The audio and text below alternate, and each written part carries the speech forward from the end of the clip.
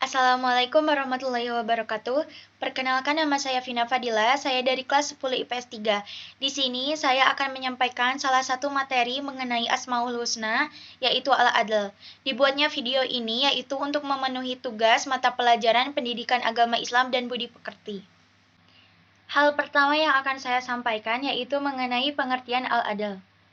Al-Adl artinya Maha Adil. Keadilan Allah Subhanahu wa Ta'ala bersifat mutlak, tidak dipengaruhi oleh apapun dan siapapun. Keadilan Allah Subhanahu wa Ta'ala juga didasari oleh ilmu Allah Subhanahu wa Ta'ala yang maha luas, sehingga tidak mungkin keputusannya itu salah. Al-Adl berasal dari kata adalah yang berarti lurus dan sama. Orang yang adil adalah orang yang berjalan lurus dan sikapnya selalu menggunakan ukuran yang sama, bukan ukuran ganda. Persamaan inilah yang menunjukkan orang yang adil tidak berpihak kepada salah seseorang yang berselisih. Adil juga dimaknai sebagai penempatan sesuatu pada tempat yang semestinya.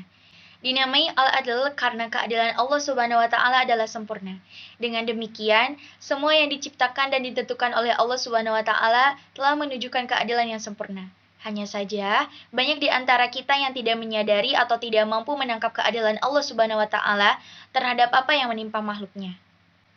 Karena itu, sebelum menilai sesuatu itu adil atau tidak, kita harus dapat memperhatikan dan mengetahui segala sesuatu yang berkaitan langsung dengan kasus yang akan dinilai. Kemudian, hal kedua yang akan saya sampaikan yaitu mengenai ayat-ayat yang menjelaskan tentang Al-Adl. Allah Subhanahu wa Ta'ala berfirman dalam Al-Quran surat Al-An'am ayat 115 yang berbunyi, A'udzu billahi minasyaitonir rajim. Bismillahirrahmanirrahim.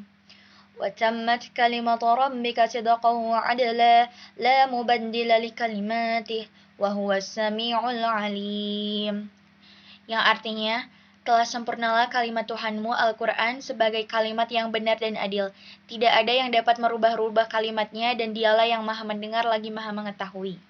Kemudian, Allah Subhanahu wa Ta'ala pun berfirman dalam Al-Quran surat Al-Ma'idah ayat 8 yang memiliki arti, Hai orang-orang yang beriman, hendaklah kamu jadi orang-orang yang selalu menegakkan kebenaran karena Allah, menjadi saksi dengan adil, dan janganlah sekali-kali kebencianmu terhadap suatu kaum mendorong kamu untuk berlaku tidak baik, berlaku adillah, karena adil itu lebih dekat kepada takwa, dan bertakwalah kepada Allah, sesungguhnya Allah maha mengetahui apa yang kamu kerjakan.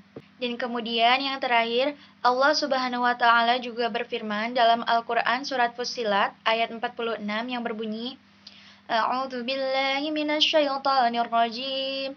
Bismillahirrahmanirrahim. Wa man 'amala shalihan falinafsihi wa man asaa fa'alaiha wa ma rabbuka bidzallamin lil 'abid.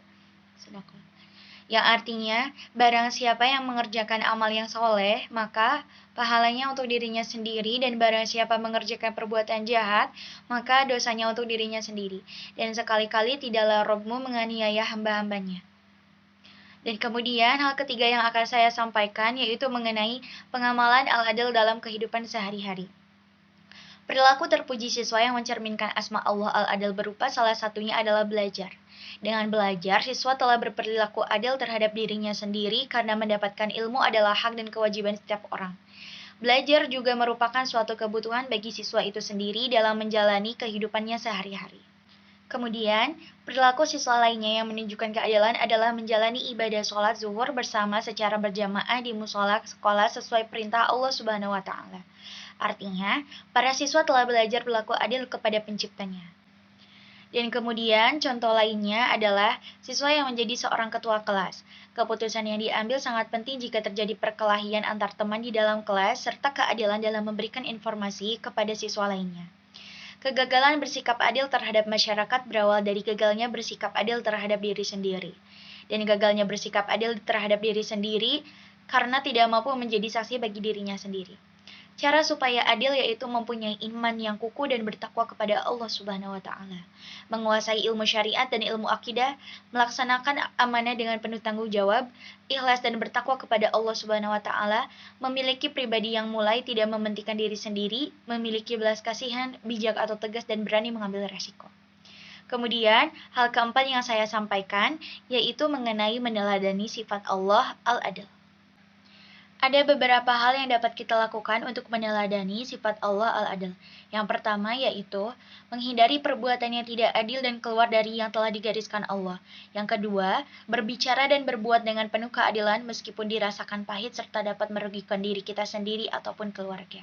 Yang ketiga, menyadari bahwa keadilan dapat mendekatkan diri pada takwa.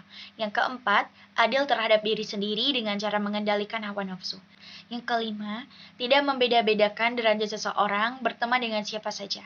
Yang keenam, berhusnuzon atau positive thinking terhadap semua ketentuan Allah Subhanahu wa taala. Yang ketujuh, senantiasa bersyukur kepada Allah Subhanahu wa taala atas ketentuannya yang adil. Dan yang kedelapan yaitu meneladani sikap al-adil dengan menerapkan sikap adil terhadap sesama.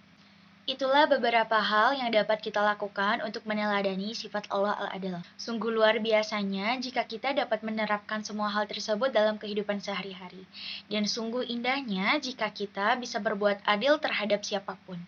Baik itu yang lebih tua dari kita, sesama kita, ataupun yang lebih muda dari kita. Berlaku adillah karena adil akan mendekatkanmu terhadap takwa kepada Allah. Demikian yang dapat saya sampaikan. Mohon maaf bila terdapat banyak kesalahan dan kekurangan. Sekian terima kasih. Wassalamualaikum warahmatullahi wabarakatuh.